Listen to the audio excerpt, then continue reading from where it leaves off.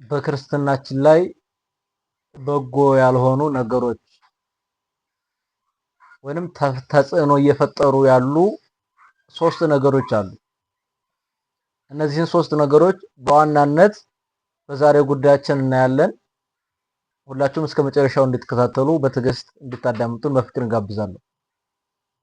ሶስት ነገሮች። አንደኛውና የመጀመሪያው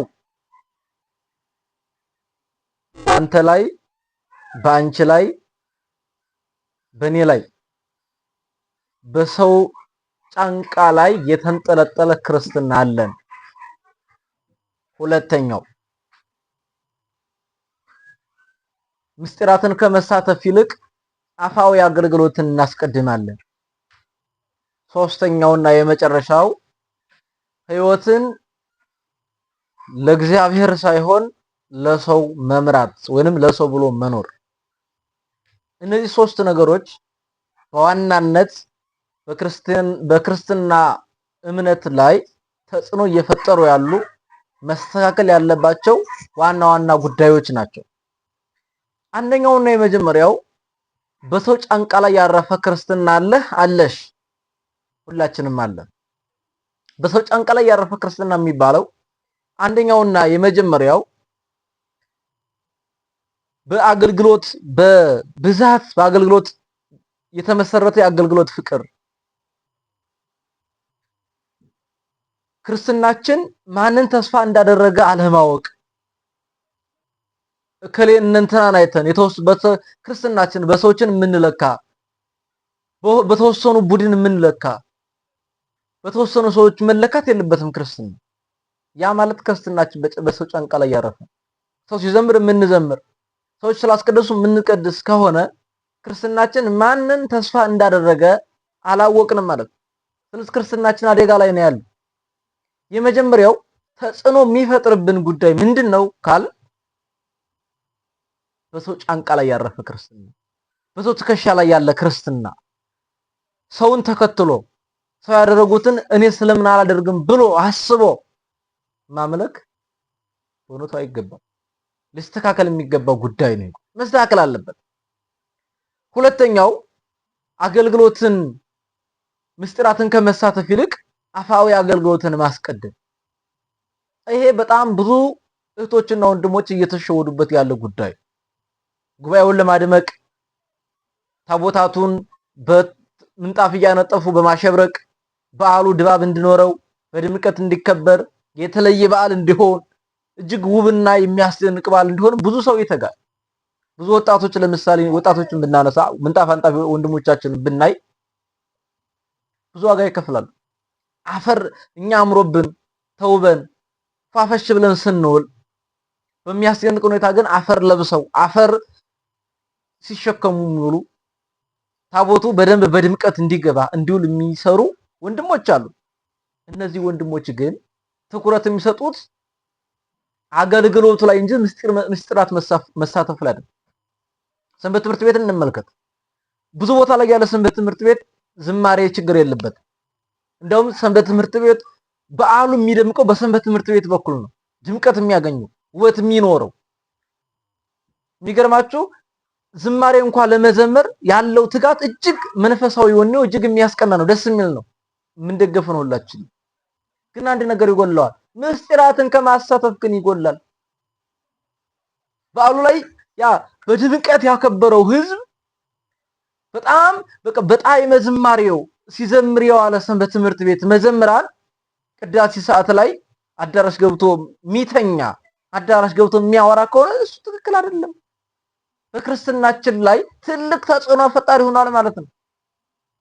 ቅድሚያ የሚሰጠው መስጠት አለበት። እኔ ብዙ ሰዎችን እታዘባለሁ፣ ብዙ እህቶች ወንድሞችን አያለሁ። እኔ ራሴ ምንድነው የምናየው? አገልግሎቱ ላይ ትኩረት እንሰጣለን። ኪዳን ለማድረሱ ግን ጉዳይ አንለው፣ ቅዳሴውን ጉዳይ አንለው። ትኩረታችን የት ጋ ነው? ዝማሬው ጋር ብቻ ነው። አገልግሎቱ ላይ ብቻ ነው። ምንጣፍ ማንጠፍ ላይ ብቻ ነው። ለበዓሉ ድምቀት ብቻ ነው። እኛም ቤት አለ። ማህሌቱን አድምቀን ጧትም አውደ ምሕረቱ መድረኩንም ሰብከን እንወርዳለን። ተመስገን ነው፣ ጥሩ ነው፣ የሚደገፍ ሐሳብ ነው። ግን ምስጢራትን ከመሳተፍ ግን ወርደናል። ይሄ መስተካከል አለበት።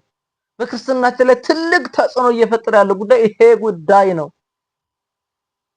ቅድሚያ ሊሰጠው የሚገባው ቅድሚያ መስጠት ላለብን ነገር ቅድሚያ መስጠት አለብን። ቅድሚያ መስጠት ያለብን እዚህ ላይ ነው።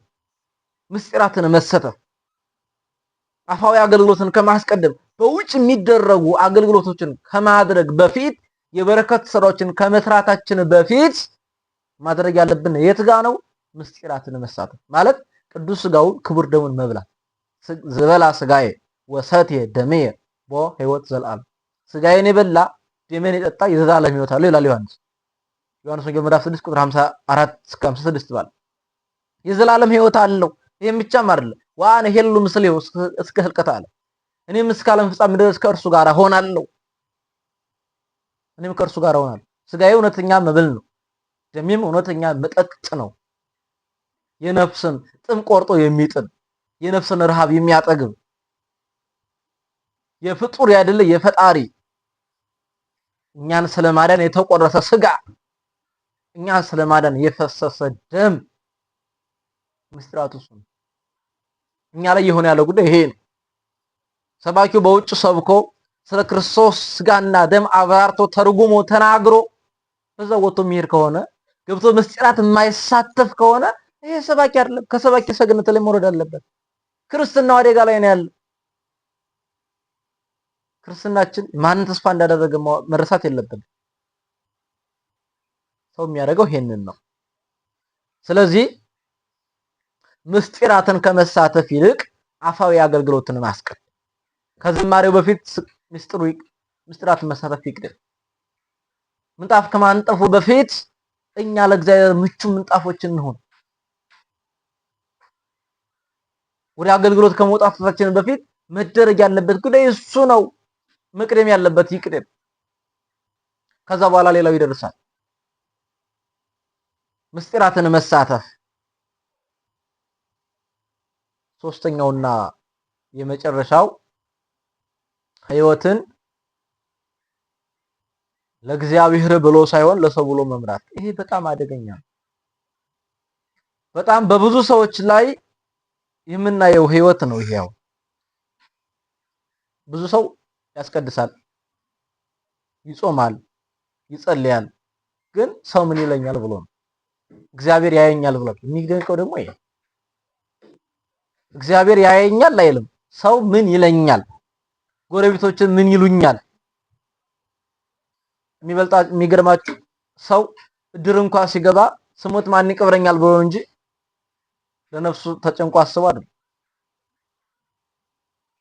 እንደሚሞት ካመነ ሞቱን አምኖ ቅር የሚገባ ከሆነ የሰው ሞቱን አምኖ ድር የሚገባ ከሆነ ምንድን ማድረግ ያለበት? መጀመሪያም እንደሚሞት አስቦ እንደሚሞት ተረድቶ ምንድን ማድረግ ያለበት? ንስሐን መግባት ያለበት። ቅዱስ ሥጋውን ክቡር ደሙን መቀበል ያለበት። ሕይወታችንን መምራት ያለብን ለሰዎች ብለን አይደለም፣ ለእግዚአብሔር ብለን። ፊት ለፊት አስቀምጦ የሚሰርቅ ሰው የለም። ፊት ለፊት ሰዎችን አኑሮ ዝሙት የሚፈጽም ሰው የለም። ከሰዎች ተደብቆ ጨለማን ተገን አድርጎ በመጋረጃ ውስጥ ተሸሽጎ ነው። በዛስ እግዚአብሔር አያይም ወይ? ነብዩ እግዚአብሔር ዳዊት እንዲህ ይላል፣ ወደ ላይ በወጣ ወደ ጥልቁም በወርድ እንደ ንስር ክንፍ አውጥቼ ብበር አንተ በዛልህ ይላል። አንተ በዛልህ። ሱራፌልን አላያችኋቸውም? በትንቢተ ኢሳይያስ ምዕራፍ 6 ላይ በክሌ ከነፊሆሙ ይከድኑ ገጾሙ ወበክሌ ከነፊሆሙ ይከድኑ ገሪሆሙ ወበክሌ ከነፊሆሙ ሰሩ አንጻረ ወይብሉ ቅዱስ ቅዱስ ቅዱስ እግዚአብሔር ጸባዖት ፍጹም ምዕሉ ሰማያተ ወምድረ ቅዱሳት ስብሐቲከ። በሁለት ክንፋቸው ፊታቸውን ይሸፍናሉ። በሁለት ክንፋቸው እግራቸውን ይሸፍናሉ። በሁለት ክንፋቸው ረበው ይቆማሉ። ይሄ ዝም ብሎ የተቀመጠ ጉዳይ አይደለም። በሁለት ክንፋቸው ፊታቸውን መሸፈናቸው አንተ በሰማይ ምሉ ነህ ሲሉ ነው። በሁለት ክንፋቸው እግራቸውን መሸፈናቸው ደግሞ አንተ በምድርም ሙሉ ነህ፣ ምድር በሙሉ ያንተ ናት ሲሉ ነው። በሁለት ክንፋቸው ረብ መቆማቸው በአራቱ ማዕዘን ሙሉ አንተ ሙሉ ነህ። ይሄ ብቻም አይደለም። በሁለት ክንፋቸው ፊታቸውን ይሸፍናሉ። ቢወጡ ባህሪ አይመረመርም። ቢወርዱ ጥልቀት አይገኝም። በአራቱ ማዕዘን ቢበሩ እንደ ንስር ቢበሩ ባህሪ አይገኝም። ባህሪ አይታወቅም። ሙሉ ነው ሲሉ ስለዚህ እግዚአብሔር ሙሉ ነው። እግዚአብሔር በጨለማ ውስጥም አለ፣ በብርሃኑ ውስጥም አለ። በመጋረጃ ውስጥም አለ፣ በአደባባይም አለ። እግዚአብሔር በእልፍኝ ውስጥ አለ፣ በአዳራሽ ውስጥ አለ። እግዚአብሔር በሁሉም ቦታ እግዚአብሔር ያያል። ሰው መስራት ያለበት ሰዎች ይሉኛል ብሎ ሳይሆን እግዚአብሔር ያየኛል ብሎ ነው። ስለዚህ ክርስትናችን ማንን ተስፋ እንዳደረገ እንዘነጋለን። ሰዎች ይታዘዙናል ብለን እንሰራለን። ሰዎች ያዩናል ብለን እንሰራለን። ወይ እነከሌ ምን ይሉኛል? የሚገርማችሁ ሰው እንኳን ሰዎች እንዳያዩት ወይ ሰዎች ቢያዩ ምን ይሉኛል ብሎ ሌሊት እየበላ በአደባባይ ግን ቋሚ መስሎ የሚል ሰው ብዙ ሰው። ይሄ ሰው ህይወትን እየመራ ያለው ስለማን ነው? ስለ እግዚአብሔር ወይ ስለ ሰዎች? አያችሁ፣ በክርስትናችን ላይ እነዚህ ሶስት ነገሮች ተጽዕኖ ፈጣሪዎች ናቸው። አደገኛ ከኛ ሊወገዱ የሚገቡ ነገሮች ናቸው። የመጀመሪያው አሁንስ ተስፋዬ ማን ነው? እግዚአብሔር አይደለም ይላል ዳዊት። ተስፋዬ ማን ነው? እግዚአብሔር አይደለም ነው? እግዚአብሔር ነው። ብትራብ የሚያበላ፣ ብትጠማ የሚያጠጣ፣ ብትሞት የሚያድንህ፣ ከሞት ላስነሳ የሚችል ስልጣን ያለው፣ ብትወድቅ የሚያነሳ፣ ብትንገዳገድ የሚደግፍህ፣ መመኪያ ብታጣ መገኛ መጽናኛ የሚሆን፣ ብርታት የሚሆን፣ ጉልበት የሚሆን እግዚአብሔር ነው። አሁንስ ተስፋዬ ማን ነው? እግዚአብሔር አይደለም እንዳል ዳዊት፣ እግዚአብሔር ነው። በሰው ከመታመን በእግዚአብሔር መታመን ይሻላል። ሰው ቢያምኑት ይከዳል። ሰው ቢታመን እምነቱን ያጎላል። እግዚአብሔር ግን በቃሉ ታማኝ ነው። እግዚአብሔር ለዘላለም ታማኝ አምላክ ነው። በቃሉም በስራው እግዚአብሔር የታመነ ነው። እግዚአብሔር የዋሽ ዘንድ ሰው አይደለም ይላል መጽሐፍ። የዋሽ ዘንድ ሰው አይደለም። ነቢየ እግዚአብሔር ዳዊት መሐለ እግዚአብሔር ለዳዊት በጽድቅ ወኢይኔስ አለ። መሐለ እግዚአብሔር ለዳዊት በጽድቅ ወኢይኔስ፣ ለዳዊት ምሎ የማይከዳ ተናግሮ የማይጸጸት ተናግሮ ሳይፈጽም የሚቀር ምሎ የማይከዳ ተናግሮም የማይዋሽ እግዚአብሔር ለዳዊት ማለ። ምን ብሎ? እስመ ፍሬ ከርስከ አነብር ደመ መንበርከ፣ ከሐቆህ የሚወጣው ከአብራክ የሚከፈለው ልጅህን በመንበርህ ላይ አስቀምጥልሃለሁ ብሎ ስልጣን ገባ አለ። ምሎ የማይጸጸት ተናግሮ ንግግሩን ወደኋላ የማያጥፍ ጌታ ክርስቶስ ነው። ስለዚህ በሰው ከመታመን በእግዚአብሔር መታመን ይሻላል። ሰው ብናምነው ጥቅም እስካገኘ ድረስ ብቻ ነው። ጥቅሙ ሲጎልበት እምነቱን ገለል ያደርጋል። ሰው ቢያምኑት ሲርበው ነው፣ ቢጠግብ እምነቱ ይተዋል፣ ያ ሁሉ ይቀራል። ስለዚህ በክርስትናችን ላይ ተጽዕኖ የሚፈጥሩት እነዚህ ሶስት ጉዳዮች ነው። ቅድም ለመናገር እንደሞከር ነው አንደኛውና የመጀመሪያው ክርስትናችን በሰው ጫንቃ ላይ ያረፈ ክርስትና። ሰዎችን አይተን ሰዎች ስላደረጉ እኛ ለምን ይቀርብናል ብለን የምናደርገው ክርስትና የለም። ክርስትና አንድ ጊዜ ሞቅ ሌላ ጊዜ ደግሞ ቀዝቀዝ ተብሎ የሚደረግ ህይወትም ደግሞ አይደል። እየመረረም ቢሆን በመምረር ውስጥ የሚጣፍጥ፣ በስቃይ ውስጥ እረፍት የሚሰጥ፣ በችግርና በጭንቅ ጊዜ የአእምሮ ሰላም የሚሰጥ፣ የአእምሮ ፎይታ፣ የነፍስ ደስታ፣ የልቡና እርካታ የሚሰጥ ነው ሃይማኖት። ተስፋችንን በእግዚአብሔር ላይ የምንጥልበት እንጂ አንድ ጊዜ ሞቅ ሌላ ጊዜ ደግሞ ቀዝቀዝ የምንልበት በፍጹም አይደለም። እንደ አይነቱማ ይዛም ያደርጉታል። እንደ አይነቱማ የቅምጥሉን ህይወትማ እነዛም ይፈልጉታል። በክርስትናችን ላይ ተጽዕኖ እያሳደረብን ያለው ይሄ መስተካከል አለበት። ሁለተኛው እንግዲህ አፋዊ አገልግሎትን አናስቀድም። መልካም ነው፣ አገልግሎቱ ጥሩ ነው፣ ዝማሬው ጥሩ ነው፣ የበረከት ስራው ጥሩ ነው፣ የትሩፋት ስራው ጥሩ ነው። መቅደም ያለበት ግን ምስጢሩ ነው። ከሁሉ በፊት መቅደም ያለበት ምስጢሩ ነው። የአምላክ ስጋና የአምላክ ደም በልተውት መድኃኒት የሚሆን እኛ ረሃብተኞች ነን፣ ተርበናል። ረሃብተኞች ብቻ አይደለንም፣ በሽተኞች ሁሉ ነን፣ መድኃኒት የሚያስፈልገን። መድኃኒትን ደግሞ የምንገፋ መድኃኒትን የምንተው ገለል የምናደርግ ደግሞ በሽተኞች፣ መድኃኒት የማይሰጣቸው በሽተኞች፣ መድኃኒትን የሚገፉ በሽተኞች እኛ በድካም የተቅበዘበዝን እረፍት የምንፈልግ ግን ደግሞ እረፍት የሚያስፈልገን ግን እረፍት የማንፈልግ፣ ሰላም የሚያስፈልገን ግን ሰላምን የምንገፋ፣ ሰላማዊ ህይወት የሚያስፈልገን እሱን ግን ከኛ ገለል የምናደርግኛ መቅደም ያለበት እሱ ነው።